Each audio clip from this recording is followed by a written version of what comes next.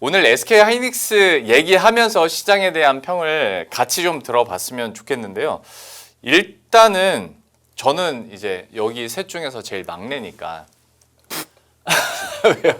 왜요? 막내 맞잖아요. 외모는 꼭 그렇지 않아요. 그러니까 꼭 외모순 아니더라도 저는 이제 2010년도에 사회생활을 시작했으니까 어차피 SK 하이닉스 1등 하는 거 처음 봤거든요. 혹시 두 분은 2000년 전에 그러니까 2000년부터 삼성전자가 시가총액 1위 했고 그 전에 한국전력이더라고요. 두 분은 언제부터 여기에 이 바닥에? 저는 2003년이요. 2003년. 예. 그러면 그때 저는 삼성전자 이미 바뀌는 걸 한번 보셨었겠네요. 삼성전자가 그래서 항상 시가총액 1위만 본 것 같은데요. 대표님께서는 노 코멘트 하겠습니다. 그 전이에요? 한국전력 시절. 아닙니다. 그 정도까지는 아니고요. 정말. 저도 삼성전자가 1위였어요. 우리 그러면 다 같이 우리 사회생활을 하는 동안 삼성전자가 계속 1위였다가 이제 하이닉스가 위로 올라가는 게 저는 그 표상으로 볼 때도 되게 어색하던데 일단 이걸 중심으로 해서 오늘 시장 어떻게 보셨는지 팀장님께서 한번 정리를 해주시죠. 뭐 그 삼성전자 오늘 장중에 가장 핫한 뉴스는 뭐 그 부분이었죠. 네. 말씀하신 그 내용이 가장 핫했긴 했습니다. 근데 이제 삼성그룹에서 또 뭐 반박 자료가 공식적으로 나온 건가 맞는지는 모르겠는데 그래서 그런 내용들도 또 돌더라고요. 우선주하고 합산 시가총액으로 따져야지. 네. 예, 그걸 본주랑 우선주 그렇죠. 네. 그 맞나요 그게? 우선주까지 합치면 여전히 그렇죠. 예. 그래서 근데 우리가 이제 그 증권사에서 사용하는 그 메뉴에 네. 시가총액이라고 이렇게 순위라고 조회를 하면 우선주는 따로 나오거든요, 그렇죠. 사실. 그렇지 않습니까? 그래서 그러다 보니까 사실은 1, 2가 그 순서가 이제 바뀌다 보니까 네. 그게 이제 가장 뭐 메인으로 많이 좀 부각이 된 부분들이 있었던 것 같습니다. 그래서 저는 2003년도에 여의도에서 생활을 이제 거의 이제 시작을 해가지고 지금 왜요? 자기소개 시간입니까? 이런 모습을 처음 봐가지고 상당히 저도 낯선 상황입니다. 그래프를 제가 한번 그려봤는데 오기 전에 너무 이제 옛날부터 그리면 여기가 살짝 뚫는 게 안 보이거든요. 지금 보면. 네네. 네. 그러니까 노란색이 SK 하이닉스의 시가총액이고 파란색 점이 삼성전자의 시가총액입니다. 네. 살짝 지금 크로스가 났거든요. 근데 뭐 2020년 이후부터만 그냥 그래서 제가 가지고 왔는데 이러다 보니까 오늘 장중에 속보가 계속 나오는 흐름이었는데 모르겠습니다. 저는 이제 이게 얼마나 많은 투자분들이 관심이 있고 그다음에 또 요 뉴스에 따라서 얼마나 많은 분들이 또 약간 속상해하실지 모르겠지만 네. 지난 금요일에도 좀 말씀드렸는데 이 쏠림이 어쨌든 오늘 한 2,000개 약간 넘는 종목들이 제가 봤을 때는 하락했던 것 같은데요. 네네. 그죠. 그러면 이런 부분들이 좋고 코스닥이 오늘 장중에 마이너스 2%까지 갔었습니다, 사실. 네. 근데 오늘 반도체 소부장이 그나마 오늘 괜찮았죠, 그죠? 그러면서 막판에 겨우 플러스로 이제 조금 돌려놨는데 코스닥도 오늘 사실은 반도체가 아니었으면 좀 쉽지 않았죠. 그래서 여전히 반도체에 대한 쏠림이 강한 상황이고 반도체에 대한 포지션이 없는 분들과 있는 분들과의 오늘 하루도 상당히 희비가 좀 엇갈리는 그런 부분이 될 것이고 오늘 뭐 그 우리가 삼전 닉스를 전닉이라고 이야기하는데 닉전이라고 불러야 된다라는 이야기가 계속 지금 오후에 돌았잖아요. 예. 그래서 그게 뭐 삼전이든 닉전이든 그게 중요하지 않은 분들이 훨씬 더 많지 않을까 싶어서 뭐 이 부분이 당분간은 좀 어쩔 수 없이 우리가 요 쏠림은 안고 가야 되는 부분이라서 오늘도 그 부분이 좀 아쉬웠던 부분인 것 같습니다. 저는. 네. 그러니까 못내 시장의 분위기나 어떤 쏠림을 대변하듯이 못내 팀장님의 목소리나 어투에도 좀 씁쓸함이 묻어 있는 것 같습니다. 대표님께서는 오늘 시장 어떻게 보셨습니까? 네, 하이닉스가 26년, 7년? 네. 이 시가총액 1위로 들어가는 역사적인 날이라고 한다고 하네요. 그런데 말입니다. 저희 연합뉴스 경제TV에서는 네. 예고를 한 적이 있습니다. 그게 언제입니까? 작년 7월 10일. 예. 화요일인지 목요일인지 하여튼간 뭐 그때 얘기하다가 이렇게 우리 PD님이 또 만들어 주셨네요. 또 자료를 찾아다가 그래서 그냥 했제 그랬자가 아니고 이때 그렇게 뭐 시가총액 1위가 바뀔 때가 온다. 근데 사실 전 우리 제작진도 너무한 게 보통 저런 자랑하려면 그냥 진행자한테 한번 언급해달라고 얘기하지 본인 얘기를 하게 두진 않는데 이건 뭔가 아이, 괜찮아요. 오히려 모함 아닙니까? 아 괜찮아요. 그냥 그랬다라고 네. 넘어가고 소파에 앉아 계시는 그 눈이 좀 촉촉해 보이는 느낌이 그러게요. 드네요. 네. 많이 늙었네요. 1년 사이에. 촉촉해 보이. 네, 그게 더 마음이 아프네요. 네. 그렇다고 보아야 될 것 같고 이거 빨리 넘어가겠습니다. 창피하니까요. 그래서 그런데 이걸 가지고 또 요즘 아까 오다 보니까 SK 하이닉스가 시가총액 1위로 올라가게 되면 이거는 버블의 끝이다라고 하면서 경계해야 된다라는 얘기도 많은 것 같고 아니 그럴 정도면 시작할 때부터 얘기하죠. 왜 끝날 때는 예측합니까? 예, 시작도 예측 못 하셨으면서 그런 쪽으로 봐야 될 것 같고 그거는 말도 안 되는 얘기고요. 게다가 또 이렇게 되다 보니까 정부에서 이제 경계하는 목소리가 좀 많아지는 것 같습니다. 네. 과열에 대한 경계 쪽들이 많이 나오다 보니까 오늘 또 금융위원장이셨나요? 금감원장. 금감원이었었나요? 네. 레버리지 허가한 거에 대해서 후회한다라고 하는데 표현을 잘못하셨습니다. 레버리지를 신용으로 쓸 수 있게 신용은 막아야 된다 뭐 이런 식으로 얘기를 하셨는데 레버리지는 신용이 안 됩니다. 네, 잘 모르시고 하신 얘기 같아서 그래서 그런 쪽들에 대한 경계감은 충분히 나오고 있다라는 쪽으로는 바라보고 있는데 어떻게 하겠습니까? 대세인데요. 예, 이거를 흘러가는 물을 막는다고 해서 막을 수는 없는 것 같고요. 물론 레버리지가 약간 좀 과열을 이끌어가는 건 맞습니다. 하지만 그렇다고 해서 지금 AI 사이클에서 지금 중요한 역할을 하고 있고 병목 현상 계속되고 있고 아직까지는 쇼티지의 시읒의 5까지 정도밖에 안 되는 상황으로 보여지고 있는데 거기서 이어지는 상황들을 물줄기를 바꾼다. 뭐 어려울 겁니다. 그렇기 때문에 그런 추세들은 계속 간다라고 봐야 될 것 같고요. 그리고 또 SK 하이닉스라고 부르는데 그렇게 부르지 마시고요. 하이닉스퀘어까지 보셔야 됩니다. 닉스퀘어. 네, 스퀘어도 지금 넥스트레이에서 강하게 또 반응하는 것 같은데 예.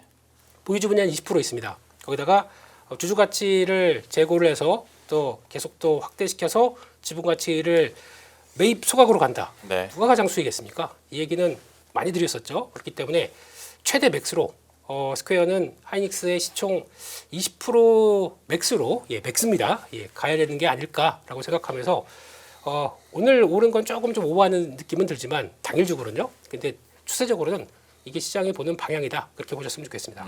그러면 얘기 나온 김에 그것 좀 하죠. SK 스퀘어 얘기가 나오면 다시 역으로 갔을 때 SK 하이닉스의 ADR 신주 발행 이슈로 갈 수가 있고 이 신주 발행에 의해서 과연 지분 가치가 희석될 수 있으니 여기에 대해서 자사주 매입이 있을 수 있고 그러면 소각을 하면서 주주 환원 정책으로 간다. 지분 계속 활용을 하고 결국 최대수에는 SK 스퀘어 쪽으로 가면서 매기가 쏠릴 수 있다. 이 스토리가 계속 돌고 도는 건데 과연 그러면 이제 ADR 상장과 관련해서 하이닉스와 스퀘어의 영향들도 조금은 따져보도록 하겠습니다. 일단 처음에 이 얘기가 나왔을 때 SK 하이닉스 ADR과 관련해서 신주 발행을 한다고 하니까 일부 개인 투자자들은 여기에 대한 불멘 소리도 분명히 있기도 했었고 그리고 또 한편으로는 그래도 같은 시장에서 마이크론과 한번 비교가 되면 조금 더 멀티플을 받을 수 있지 않겠냐라는 이제 긍정적인 얘기들도 많이 나왔었는데요. 이제 ADR 상장 심사까지 이제 들어가니까 여기에 대해서 우리 팀장님께서 한번 정리를 좀 해주세요. ADR 상장 이후에 과연 주가 추이나 매력도가 더 높아지는 것인가에 대해서 어떻게 평가하십니까?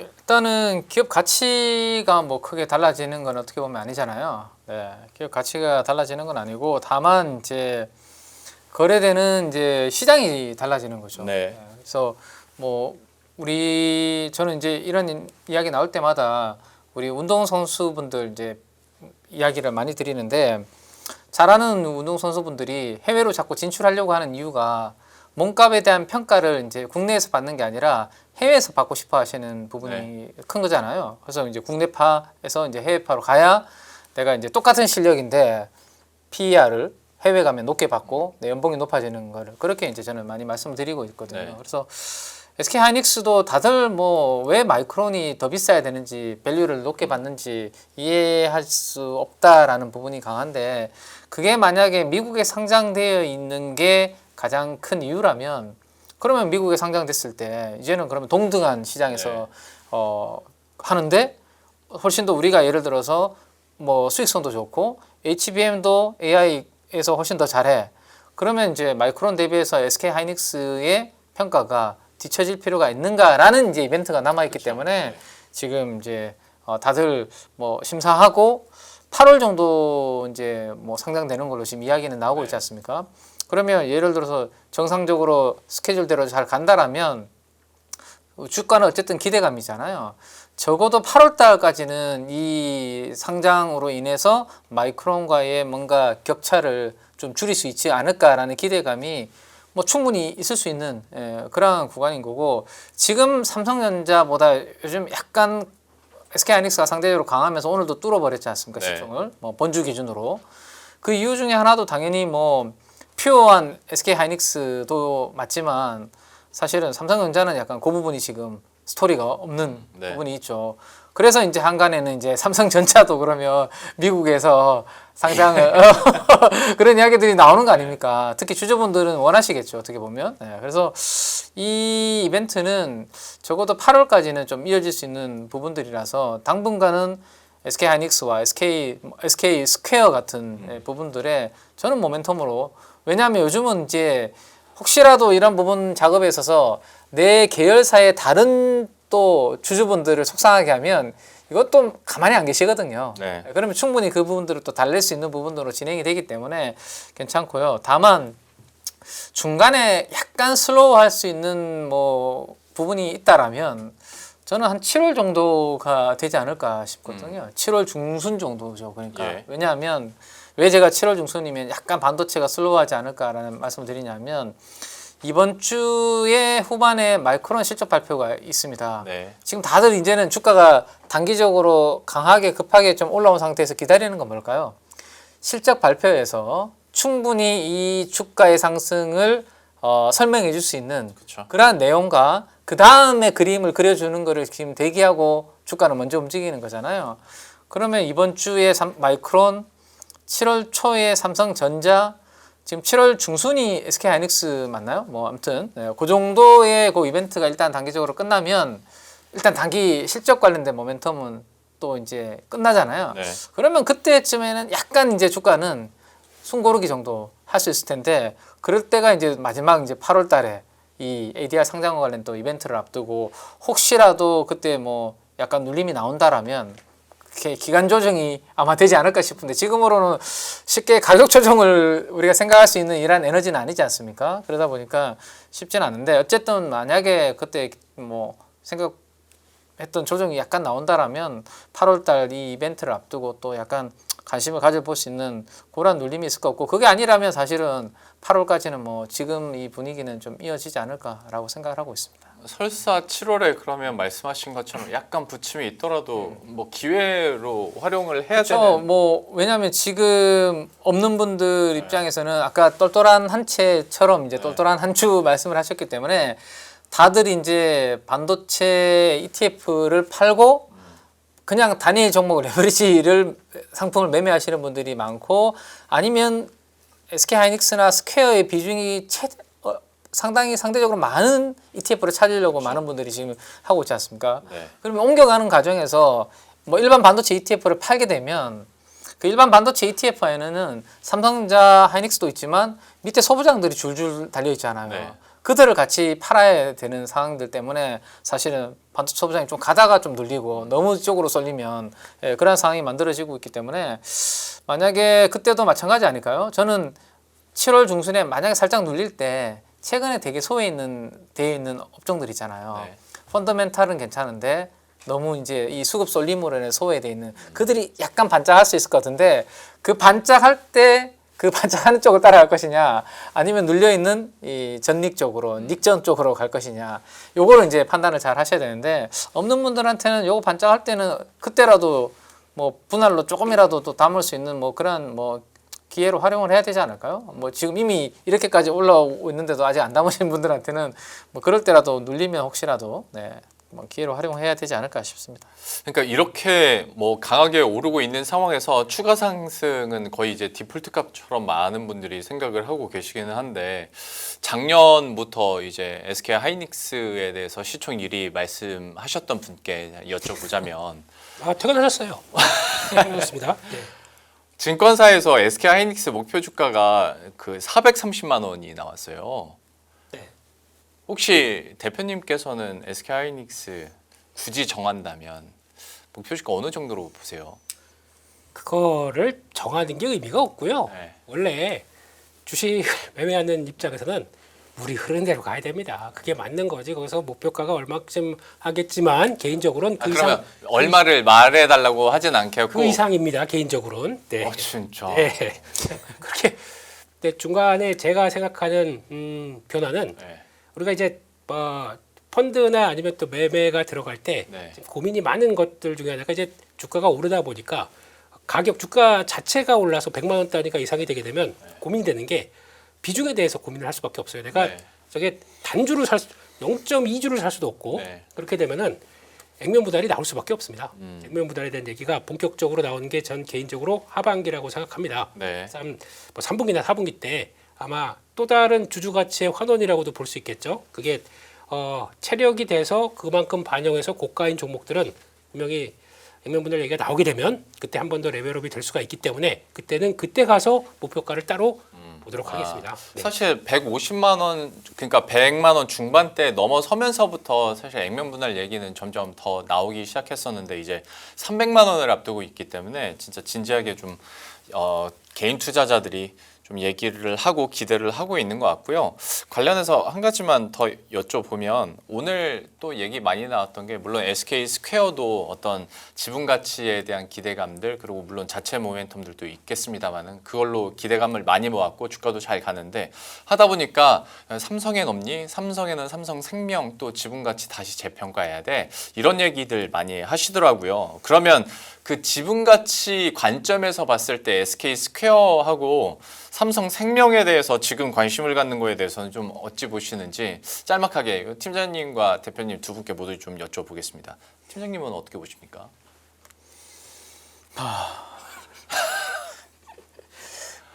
뭐 마찬가지 상황 아니겠습니까? 네. 그러니까 이제 스퀘어랑 삼성생명은 대체제인 거잖아요. 그러니까. 그렇죠. 예. 그러니까 삼성전자, SK 하이닉스는 이미 좀 사뒀는데 이미 원래 가지고 있어야 되는 비중을 주가가 올라서 너무 넘어서 버린 거고 그러면 대신 그 회사의 지분이라도 가지고 있는 회사를 좀 사야지 따라가지 않을까라는 이 아이디어로 지금 같이 움직이는 거잖아요. 그렇죠. 근데 이게 대체제가 그러니까 SK 스퀘어만 봤을 때 대체제가 원래 그 본주보다 더 상승률이 세죠, 요새. 컸으니까 그래서 이제 삼성생명에 대해서 사람들이 두 번째는 이건가? 그렇게들 생각하시는 것 같아요. 그러면 삼성전자의 주가가 그 SK 하이닉스보다 더 세야 사실은 그런 생각을 좀 할 수 있을 것 같은데 뭐 글쎄요 뭐 대안은 될 수 있겠죠. 저는 이제 삼성생명이 그 대안은 될 수 있을 거라고 생각을 하는데 오늘도 보시면 이거 10% 빠졌네요. 삼성생명이. 네, 저는 주가를 못 봐서 그냥 지난 금요일까지는 올랐던 거를 기억을 했는데 오늘은 제가 주가를 못 봤는데 네. 방금 제가 이렇게 조회해 보니까 9.36%가 삼성생명은 주가가 오히려 빠졌네요. 네. 네. 그래서 이게 모르겠습니다. 똘똘한 한 종목을 이제 지분을 가지고 있다라는 이유로 이제 이거 따라가는 부분인데 뭐 지분을 그렇게 SK 스퀘어가 20.5%인가요? 그죠? 네네. 그 정도 가지고 있는데 삼성생명이 삼성전자의 지분을 그렇게 많이 가지고 있는지를 제가 정확하게는 모르겠습니다.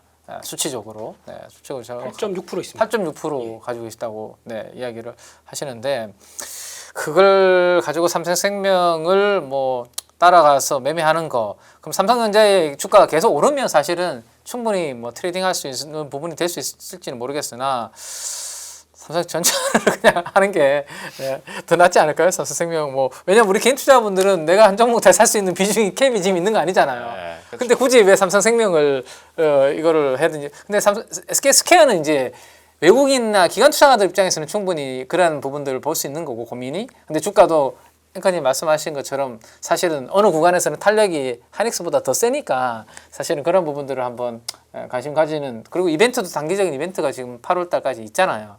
가능한데 삼성생명은 굳이 지분 8점 몇 퍼센트 가지고 있다고 대표님께서 해주셨는데 그냥 삼성전자로 그냥 되지 않을까 싶은데 저는. 네. 네. 그렇죠.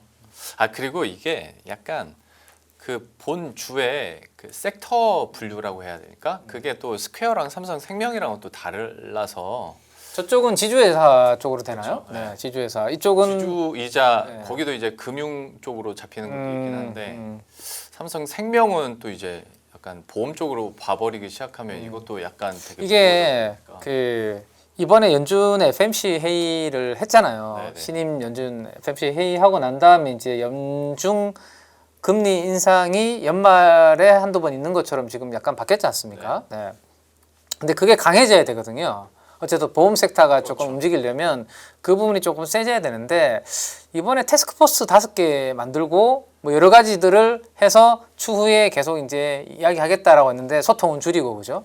저는 오히려 금리 인상을 안 해도 될 환경을 만드는 시간을 좀 버는 그런 관점으로 지금 진행을 하는 게 맞다라면 저는 오히려 지난번에 한번 말씀드렸지만 그게 잘 되면 오히려 금리 인하 쪽으로 저는 한번 할 수 있다라는 생각을 가지고 있는 부분이라서 예. 뭐 보험 쪽이 금리가 계속 올라가는 상황에서는 유리할 수 있겠지만 금리가 더 이상 올라가지 못하고 오히려 인하 쪽 이야기가 혹시라도 또 맞아요. 뭐 중동에서 사태가 생각처럼 빨리 잘 풀려버리면 금리는 지금보다는 약간 레벨이 약간 떨어질 가능성이 있잖아요. 네. 올라갈 기준금리도 올라갈 가능성은 낮아지고 그러면 이제 보험한테 뭐 바랄 수 있는 모멘텀 하나는 약간 약화될 수 있는 부분이 생기죠. 그러면 괜히 삼성전자를 따라가려고 삼성생명 했다가 이 보험 쪽에서의 그 금리 모멘텀이 흔들려 버리면 오히려 다른 쪽이 더 큰 흔들림이 나타날 수 있기 때문에 차라리 뭐 그렇게 보시는 게 어떨까라는 게 제 생각입니다.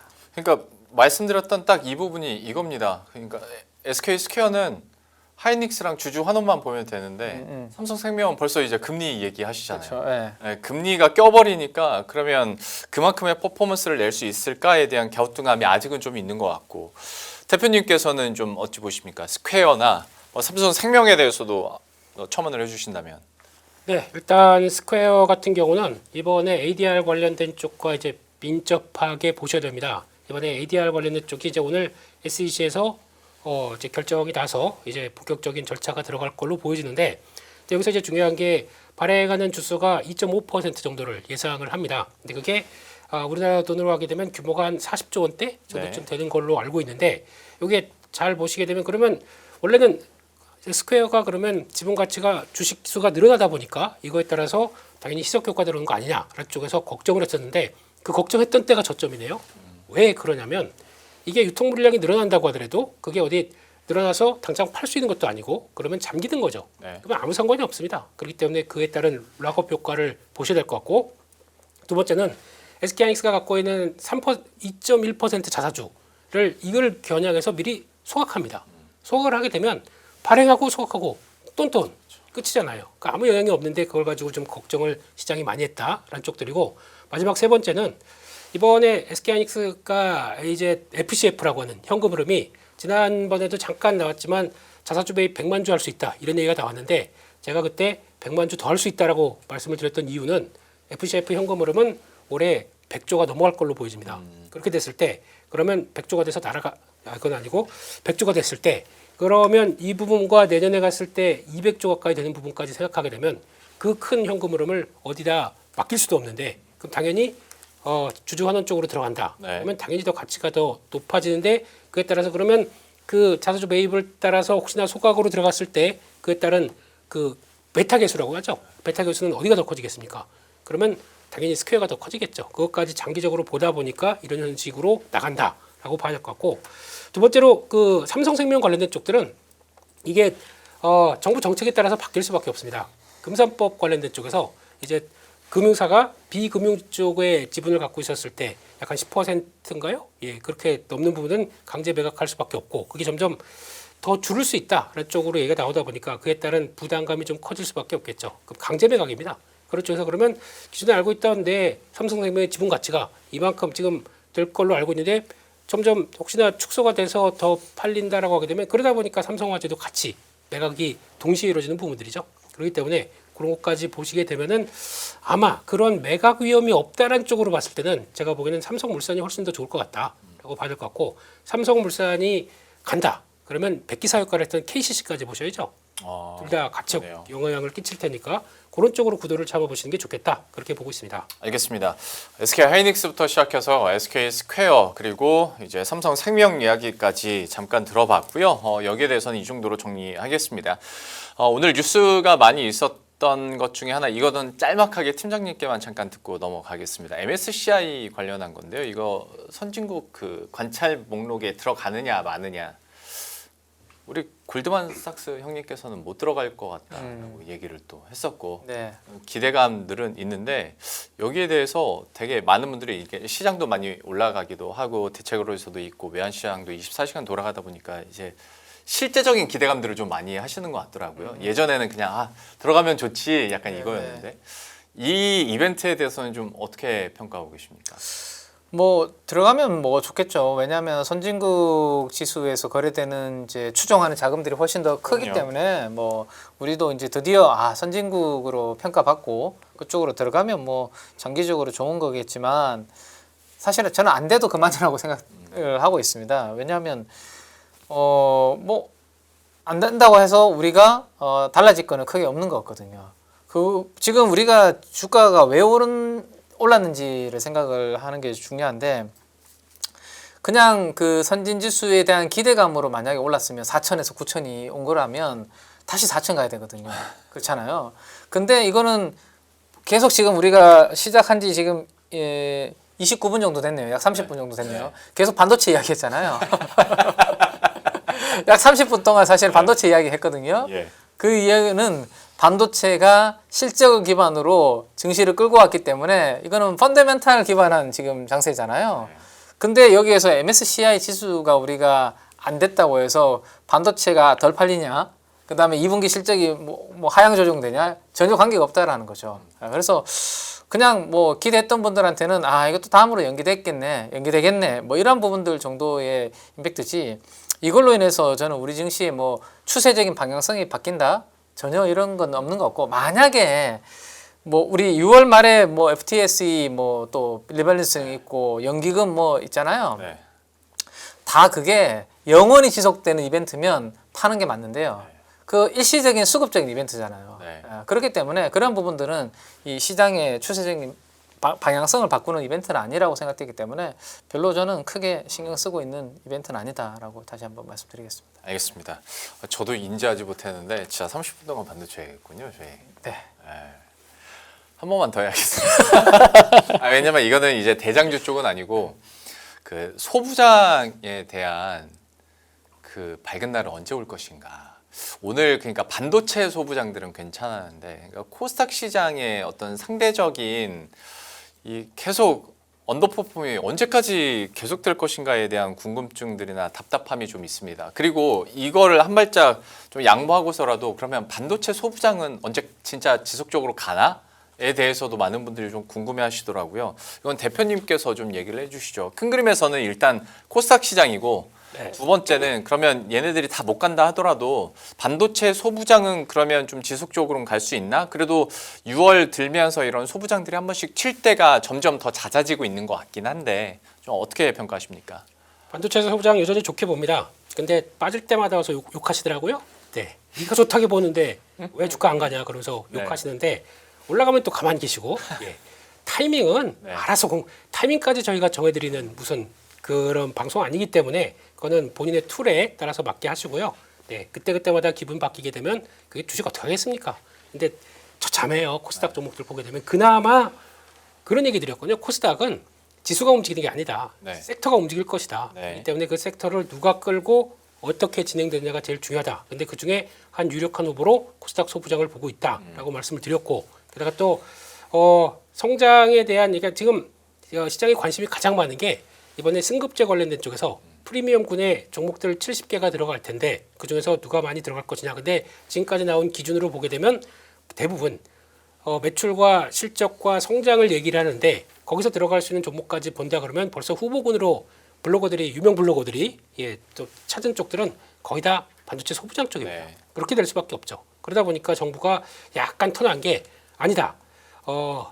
가시적인 성과와 매출 가시성의 탄력도까지 봐서 같이 계산해서 넣게 되면은 바이오 들어갈 수 있다라고 얘기를 하다 보니까 그 얘기가 이제 이번에 7월 1일부터 3일까지 이어지는 컨퍼런스 관련된 쪽에서 코스닥 30주년 행사 때 그때 좀 더 구체적으로 얘기를 할 것 같습니다. 그러다 보니까 가장 먼저 바이오 소부장 쪽들, 바이오 관련된 쪽들을 먼저 얘기를 꺼내기 시작하는 게 첫날 꺼내기 시작하거든요. 그렇게 되면은 바이오 쪽들도 뭔가 좀 살아날 수 있는 분위기는 나오지 않나라는 쪽으로는 바라보고 있는데 그렇다고 하더라도 지금 기조는 당장에 그렇습니다. 지금 최근에 미국 시장을 보게 되면 미국 시장에서 나오는 트렌드가 한국 시장과 거의 안 맞다고 보시지 마시고요.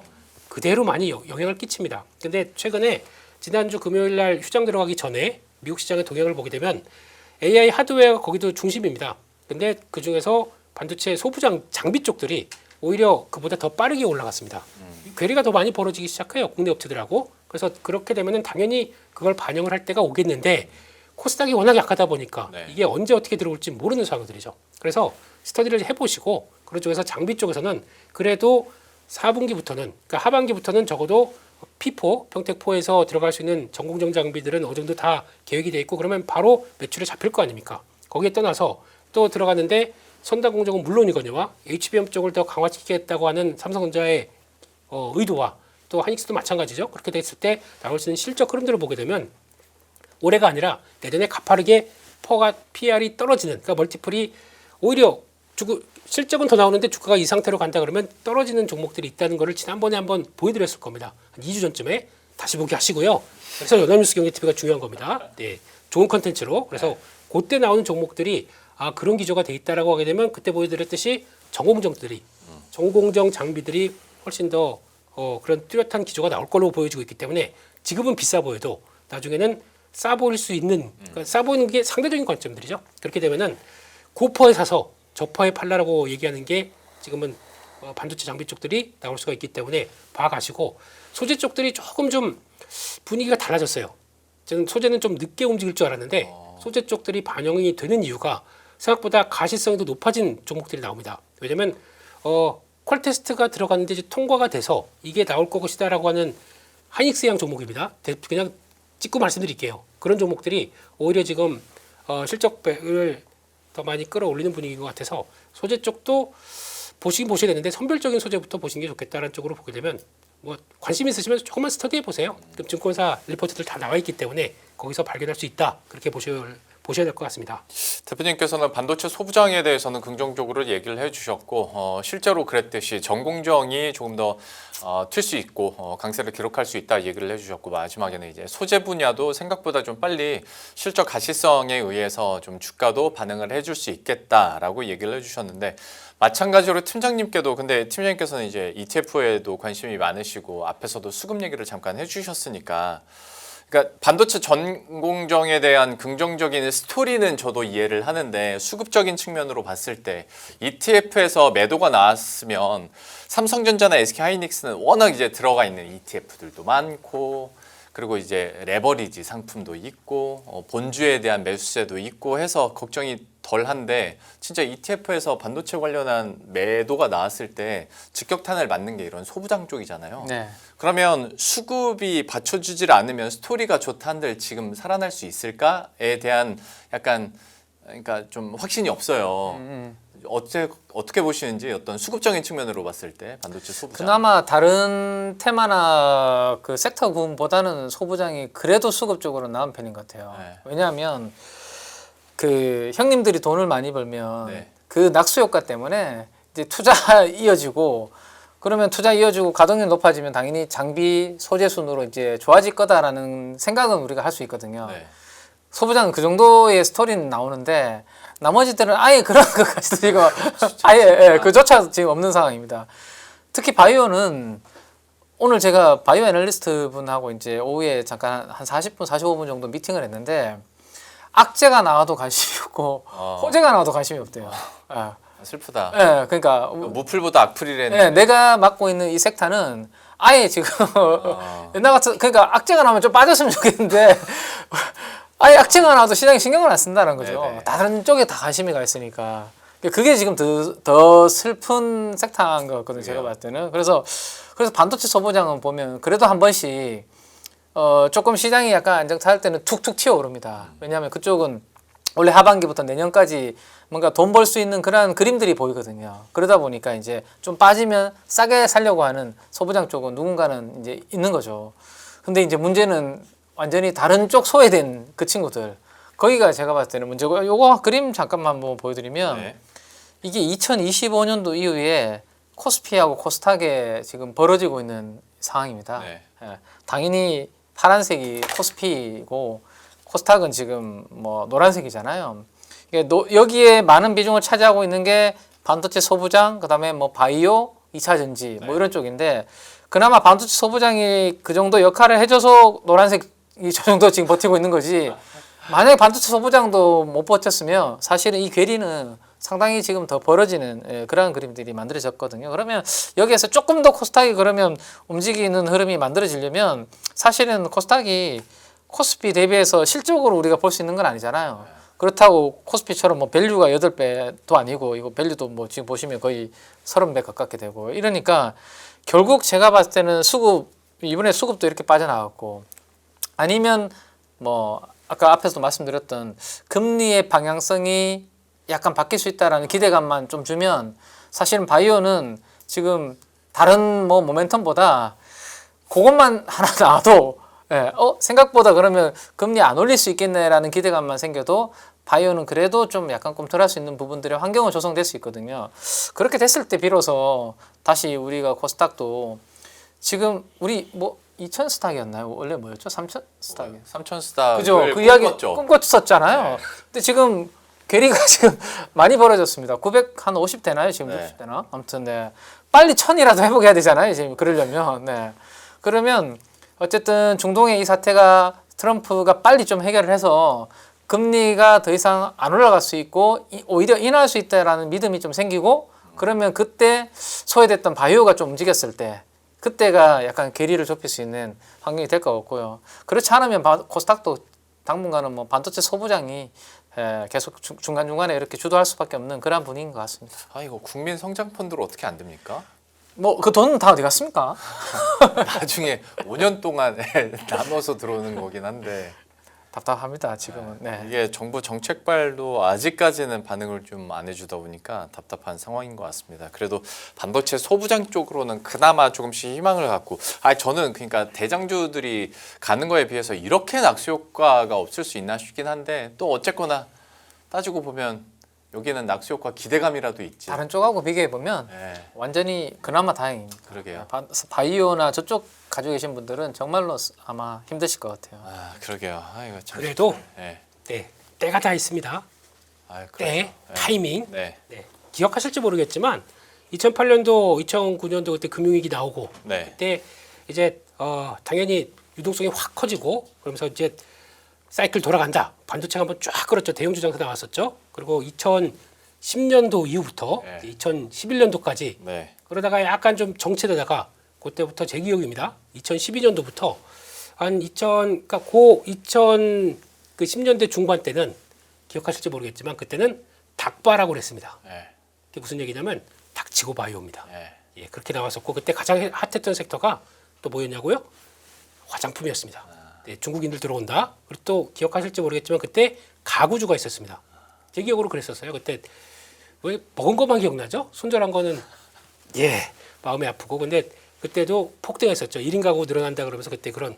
근데 이게 금리 관련된 변수가 아니에요. 금리는 워낙 저금리 기조로 들어가 있었는데 거기다 투자 아이디어가 뭐가 들어오냐에 따라 다르거든요. 네. 그러니까 모멘텀이 뭐가 푸시가 되면서 사람들의 공유되면서 훨씬 더 그때가 이제 유행했던 게 진정한 가치 투자는 중소형주 쪽에서 이제 멀티플의 확장과 스토리가 맞아가면서 움직인다. 그게 나오기 시작할 때가 그런 때였습니다. 그러다 보니까 그때 LG생활건강 아시죠? 네, 그런 것들도 아모레퍼시픽 폭발했던 사연들이 그렇게 나오게 되면 뭐가 중요하냐면 대형주가 가다가 일단 실적 흐름들이 이 정도면 됐어라고 하향은 아니고 좀 정체되는 구간들이 들어옵니다. 그때 잠깐만 그에 따라서 수급과 모든 것들이 다 같이 이건 좀 이제 거기서 이제 발현되는 거죠. 근데 이게 지금 저희가 지금은 뭐 당연히 반도체가 가다 보니까 반도체 소부장 가는 건 맞는 쪽이고 근데 그때 가게 되면 또 다른 새로운 트렌드가 나올 겁니다. 이제 그때를 봐야 될 것 같은데 그게 그러면 그때도 주가 10배거 속출합니다. 그때. 근데 그래서 그렇게 되면 제 예상으로는 내년 하반 예. 그러니까 이게 슬픈 거예요. 그러니까 계속 너무 잘 듣긴 했는데 반도체 얘기하면 지금 당장의 실적과 당장의 기대감들과 당장의 스케줄을 얘기하는데 코스닥 중소형주나 바이오주 얘기를 하면 금융위기 시절 얘기까지 끌어다가서 가지고 아니 그게 왜냐면 이 그림 하나로 그냥 설명이 끝납니다. 이게 뭐냐면 삼성전자 오를 때는 다른 섹터 안 움직이고 네. 밑에 그림이 삼성전자 여기 쉬는 거거든요. 요거는 오르다가 네. 앞에 오르다가 요 쉬는 거잖아요. 이러면 다른 섹터가 가는 거거든요. 그게 이제 문제인 거죠. 예, 요 타이밍이 와야 된다는 거죠. 결국에는 그러면 또 시장이 힘을 잃는다는 소리일 수도 있을 텐데. 지금 주도주가 약간 힘을 잃어야 되는 거죠. 그러니까 참 그렇습니다. 씁쓸합니다. 45분 동안 그래서 저희가 반도체나 중소형주 얘기했는데 우리 원래 매주 하던 거 45분 만에 해보죠. 오늘 상승과 하락 업종 있잖아요. 지금 뭐 하시는 거지? 문제 와서 무슨 뭐? 아니 거기서 좀 여쭤보고 싶은 게 있었어가지고 그거 잠깐만 좀 짚어주세요. 네, 상승하고 하락했던 네, 종목. 네. 사회자가 깡패. 예. 일단 오늘 시장 동향을 보게 되면 네. 상승 업종은 그래도 반도체 소부장이 주도가 됐고 네. 중소형 철강주가 움직이는 게 되게 특이했습니다. 같이 연결시켜 보게 되면 철강 건설이 같이 연결되면서 나오게 됐을 때 재건 쪽에 대한 기대감이 좀 들어갔다라고 볼 수 있을 것 같은데, 근데 그냥 뭐 코스피에서 뭐 좀 약간 또 쏠려가는 수단매 정도로 보는데 거래량 보시면 아실 겁니다. 그 정도로만 해서 봐야 될 것 같고 아직 좀 확실한 구체적인 얘기들이 나와야 될 것 같고 유기판 쪽도 움직이는데 반도체 소부장으로 한 축으로 연결되는데 제가 계속 강조드리지만 유기판은 아직까지 시기상조다 쪽으로 봐야 될 것 같고 또 특허 관련된 쪽들의 이슈가 좀 끝나야 됩니다. 아직 우리 그게 걸려 있는 게 좀 많습니다. 그게 해결되기 전까지는 우리가 한다고 해서 지금 중국도 따라옵니다. 중국도 오늘 아침에 나왔던 뉴스를 보다 보니까 유리기판 관련된 쪽에서 성과가 나고 있다 그러면서 저희가 우리 국가라고 해서 우리나라인 줄 알았어요. 근데 자세히 보니까 중국 기사더라고요.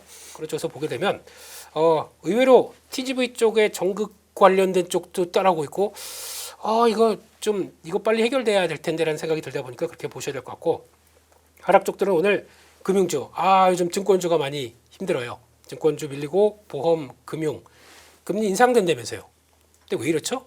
네, 그렇죠. 얘기는 이거는 금융주는 금리보다는 배당 시즌입니다. 배당 때 먼저 반응했다가 약간 물량 빠지는 과정 뭐 이런 것들 나오는 것 같기 때문에 그거 좀 보셔야 될 것 같고 우주항공 힘들어요. 예, 스페이스X 따라보다가 그보다 더 빠지네요. 그런 쪽인 것 같고 자동차는 오늘 보스턴 다이내믹스 관련된 쪽에서 이슈가 나왔었는데 이게 소프트뱅크의 지분 9.6%를 인수하는 과정 쪽에서 이제 가치 평가가 한 보니까 그때 5천억대 정도로 인수를 한다고 그랬었어요. 그러니까 그렇게 되다 보니까 이렇게 나오게 되면 이거 지금 생각보다 예전 뭐 보스턴 다이내믹스 가치가 30조 뭐 이렇게까지 보는데 그거보다 많이 싸네. 그래서 물량이 바로 나오더라고요. 시장이 잘못 알고 있는 겁니다. 이거는 콜옵션, 풋옵션 조건 쪽에서 상하단이 어느 정도 정해져 있습니다. 그런 쪽에서 나오는 데인데 반대로 말씀드리게 되면 이거를 그 정도로 싸게 들여온 거예요. 그렇게 되면은 나중에 IPO 진행을 하다 보면 더 가치가 올라간다. 현대차가 잘한 겁니다, 이건. 근데 그걸 가지고 단순한 그걸로 보시게 되면 좀 시장이 잘못 알고 있는 거다라고 보시면 좋을 것 같고 항공주는 지난번에 아무리 성수기여도 환율을 해결 못하고는 조금 좀 유가 하락하도 좀 저는 개인적으로 좀 부담스럽다고 봤는데 밀리고요. 엔터, 엔터. 하이브 어떻게 해요, 하이브? 네, 이런 느낌인데 2분기 때 실적이 좋아진다고 얘기를 하고 있습니다. 그런데 그때 올라오면 정리해야 될 것 같습니다. 네. 알겠습니다. 제가 갑자기 좀 생뚱맞게 그 업종 좀 보자고 했던 게 하락 업종에 지금 다 있어서 그거 여쭤보려고 싶었던 건데 이제 두 분의 의견 듣고 뭐 어느 정도 마무리가 되지 않을까 싶습니다. 거래 대금이 이렇게 터지고 있고 실적이 상반기에만 1년 농사 다 지을 정도로 좋다라고 하는 증권사인데 증권주의 주가는 약하고 반도체 다음 웨이브는 우주항공이랑 로봇에 있다고들 다들 얘기하는데 우주항공이랑 이제 자동차주 그러니까 이제 로봇주의 탈을 쓴 이제 자동차주들이 약합니다. 이거를 우리가 잠깐의 부침으로 봐야 되는 건지 아직은 이건 때가 아닌 건가로 가야 되는 건지에 대해서 좀 고민이 돼서 특히 뭐 우주항공 쪽은 너무 잘 아시는 이제 외국계 기업부터 우리 국내 소부장까지 있을 테고 자동차 쪽은 현대차를 필두로 하는 게 있을 테고 할 텐데 이 제 궁금증에 대해서 팀장님은 좀 어떻게 전망들을 하십니까? 아니 너무 좋은 대안이 있어서 그런 거 아닌가요? 이것도 또 결국에는 오늘 계속 아니, 그렇죠? 네. 왜냐하면 꿈이 있는 주식과 네, 제가 자동차 설명드릴 때 계속 반복했던 것 같은데요. 자동차는 본업은 슬로우합니다. 네. 근데 이게 꿈이 붙어서 올라간 거기 때문에 반도체하고 비교하기에는 조금 안 맞죠, 사실은. 여기는 뭐 실적이 완전히 좋아지는 그림이고, 그렇죠. 네. 항공 우주라고 하셨나요 지금? 네, 우주항공. 우주는 꿈만 있는 주식이죠. 그러면 지금 뭐 사실은 네, 더 좋은 대안이 또 있고 이건 뭐 비교가 안 되는 거 없고 증권은 미래에셋 증권이 사실은 좀 또 우주항공. 그러니까 그것도 있지만 어쨌든 미래에셋 증권의 이번에 그 기대감이 네. 뭐 여러 가지 좀 이슈가 좀 있지 않습니까? 네, 그 지분 관련 받는 물량 어쨌든 그 뭐 타사라서 제가 뭐 디테일하게는 좀 그렇고 어쨌든 그런 부분들이 다시 이제 또 빠지면서 당연히 ETF에 가장 큰 비중으로 차지하고 있었는데 그게 지금 계속 이제 다시 원위치 되는 바람에 전체 증권주 같이 지금 영향을 좀 주는 분위기가 있는 것 같아요. 그래서 다 약점들이 다 있네 보니까 반도체를 제외하면 네. 그래서 설명이 더 매력적인 게 있어야 사실 그쪽으로 가는데 이쪽은 성장도 하고 실적도 좋은데 밸류도 싸니까 계속 이쪽으로 좀 쏠릴 수밖에 없는 그런 상황이 마찬가지의 그 업종의 차별을 만드는 것 같습니다. 증권주는 네. 2분기가 고점으로 해서 올해 하향될 걸로 지금 전망하고 있습니다. 네. 하반기는 쭉 빠질 걸로 전망하다 보니까 물이 안 들어옵니다. 단기 과매도입니다. 네. 네, 팔지 마시고요. 기다렸다가 다음 실적 나올 때는 한 번 더 움직일 걸로 보고 있고 두 번째 우주항공입니다. 우주항공은 스페이스X 관련된 쪽에서 우리가 좀 과민하게 반응하고 있습니다. 우리는 소재 쪽들은 스페이스X가 성장하게 되면 상장 차익으로 성장하게 되면 볼륨이 커집니다. 그렇죠. 따라서 소재 쪽들은 보셔야 됩니다. 네. 과매도입니다. 근데 몇몇 중요한 기업들이 지금 CB가 눈치 보고 있다가 던지는 게 있어요.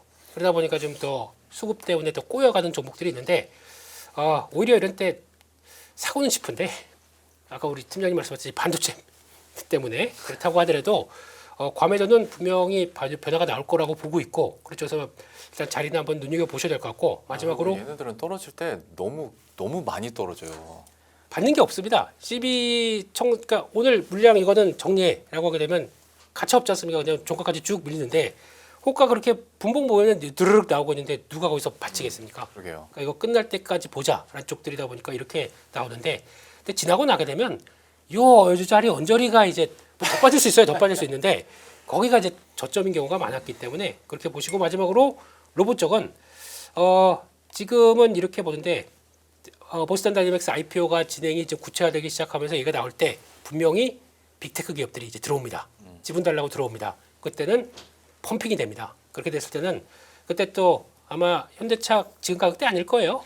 저 위에 가 있을 겁니다. 그런 것도 한번 관심 가지시고 반도체가 아니더라도 모멘텀 있는 쪽들은 챙겨봐야 된다. 그렇게 말씀드리겠습니다.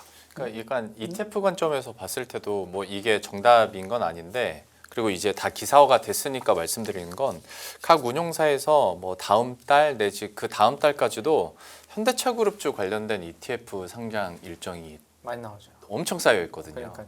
그것만으로도 사실 수급이 어느 정도 채워질 수도 있는 부분들이고 여기에 따른 이제 기대감들이나 뉴스도 조금 더 활발해질 수 있는 부분이긴 또 하니까 여기에 대한 기대감들이 있는 것 같고 마칠 시간이긴 한데 계속 뭔가 하실 말씀이 있다는 네, 있습니다. 예. 그러니까 사고 싶은 종목들은 사실은 솔직하게 흘러 넘칩니다. 사실은. 그러니까 반도체 영향 때문에 싸게 지금 가격대가 참 매력적인 종목들이 참 많으나 지금 화면에 제가 띄우는 것처럼 달이 좀 차면 결국 요거 오늘 하나 제가 그려온 겁니다. 그래도 한 번은 보여드리고 끝나야 되지 않겠습니까? 달도 차면 기운다는 말이 있잖아요. 네. 달이 차야 될 것 같은데 네. 적어도 반도체 퍼 10배까지는 가야 되지 않겠습니까 싶습니다. 네. 갑자기 저 하나로 뭔가 되게 선문답처럼 이제 돼버렸어요. 그렇죠. 근데